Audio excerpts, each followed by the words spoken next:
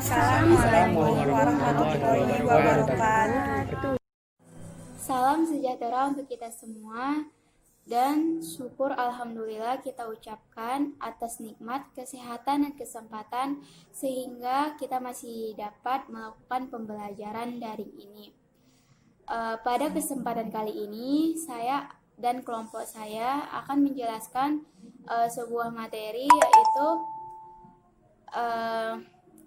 perkembangan demokrasi dari masa ke masa. Namun sebelum itu yang saya hormati Ibu Guru selaku pembimbing mata pelajaran PPKN dan yang saya sayangi teman-teman sekalian. Perkenalkan, nama saya Adinda Tarisa Hasibuan dari kelompok 1 dan teman-teman saya. Perkenalkan, nama saya Agus Firman Syaputra. Perkenalkan, nama saya Ahmad Fauzi. Perkenalkan, nama saya Anggi Dwi Mendarana Tandang. Perkenalkan, nama saya Bintang Anissa Siagian. Baiklah semuanya, kita akan membahas tentang pelaksanaan demokrasi di Indonesia pada periode 1945 hingga 1949. Jika kita mengikuti risalah sidang Badan Penyelidik Usaha-Usaha Persiapan Kemerdekaan Indonesia, maka kita akan melihat begitu besarnya komitmen para pendiri bangsa ini untuk mewujudkan demokrasi politik di Indonesia. Muhammad Yamin dengan beraninya memasukkan asas perkerakyatan dalam usulan dasar negara Indonesia Merdeka. Insinyur Soekarno dengan penuh keyakinan memasukkan asas mufakat atau demokrasi dalam usulan tentang dasar negara Indonesia Merdeka yang kemudian diberi nama Pancasila. Mereka percaya bahwa demokrasi bukan merupakan sesuatu yang hanya terbatas pada komitmen, tetapi juga merupakan sesuatu yang perlu diwujudkan. Pemerintahan Revolusi Kemerdekaan tahun 1945 sampai 1949.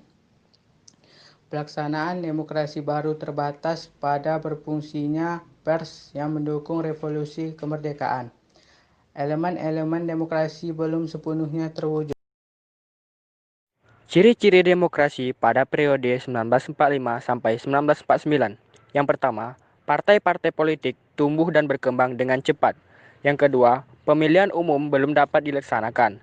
Yang ketiga, pelaksanaan demokrasi baru terbatas pada interaksi politik di parlemen. Pada periode 1945 sampai 1949 telah diletakkan hal-hal mendasar bagi perkembangan demokrasi di Indonesia pada masa selanjutnya. Pertama, pemberian hak-hak politik secara menyeluruh. Para pembentuk negara sudah sejak semula mempunyai komitmen yang sangat besar terhadap demokrasi, sehingga begitu mereka menyatakan kemerdekaan dari pemerintah kolonial Belanda, semua warga negara yang sudah dianggap dewasa memiliki hak politik yang sama, tanpa ada diskriminasi yang bersumber dari ras, agama, suku, dan kedaerahan.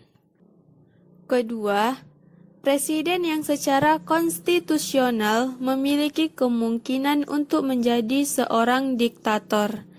Dibatasi kekuasaannya ketika Komite Nasional Indonesia Pusat atau KNIP dibentuk untuk menggantikan parlemen.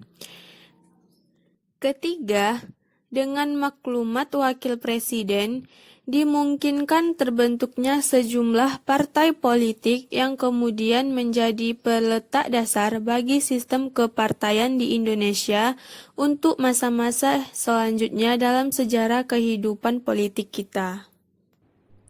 Pada awal kemerdekaan masih terdapat sentralisasi kekuasaan. Hal itu terlihat pada pasal 4 Aturan Peralihan Undang-Undang Dasar 1945 yang berbunyi, sebelum MPR, DPR, dan DPA dibentuk, menurut undang-undang ini, segala kekuasaan dijalankan oleh Presiden dengan dibantu oleh KNIP atau Komite Nasional Indonesia Pusat. Untuk menghindari kesan bahwa negara Indonesia adalah negara yang absolut, pemerintah mengeluarkan 1.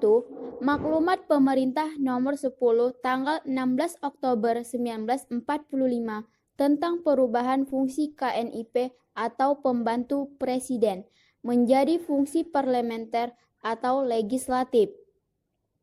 2. Maklumat Pemerintah tanggal 3 November 1945 tentang pembentukan partai politik. 3. Maklumat Pemerintahan tanggal 14 November 1945 mengenai perubahan kabinet presidensial menjadi parlementer. Sistem pemerintahan negara. Sistem pemerintahan negara terbagi menjadi 7 bagian. Yang pertama, Indonesia ialah negara yang berdasarkan atas hukum dan tidak didasarkan atas kekuasaan belaka. Yang kedua, pemerintahan berdasarkan atas sistem konstitusi tidak bersifat absolutisme. Yang ketiga, kekuasaan negara yang tertinggi di tangan MPR. Yang keempat, presiden ialah penyelenggara pemerintahan negara yang tertinggi di bawah MPR. Yang kelima, presiden tidak bertanggung jawab kepada DPR, artinya kedudukan presiden tidak tergantung DPR. Yang keenam, menteri negara adalah pembantu presiden dan tidak bertanggung jawab kepada DPR. Yang ketujuh, kekuasaan kepala negara tidak tak terbatas. Sekian materi yang sudah saya bawakan beserta teman-teman saya. Apabila ada kesalahan dalam materi, penulisan dalam video maupun penjelasan, mohon dimaafkan ya.